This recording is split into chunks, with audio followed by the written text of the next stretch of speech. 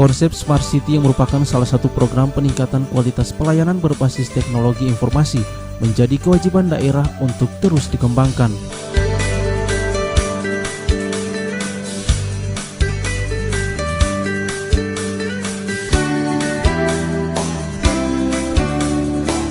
Untuk saat ini, konsep Smart City di Kota Gorontalo telah diterapkan di berbagai aktivitas pelayanan pemerintah, mulai dari aplikasi keuangan daerah, aplikasi layanan pengaduan, aplikasi pengukur kinerja aparat, dan aplikasi pelayanan bidang pendidikan saat ini telah dimanfaatkan sepenuhnya, baik oleh aparat maupun masyarakat di Kota Gorontalo.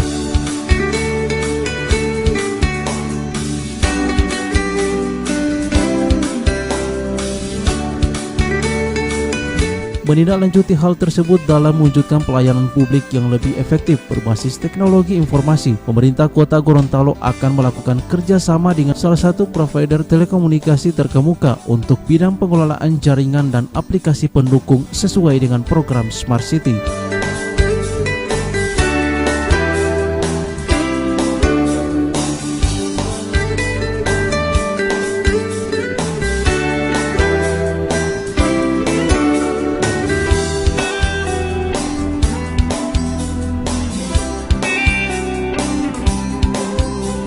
Tim Liputan Advertorial Nusa TV.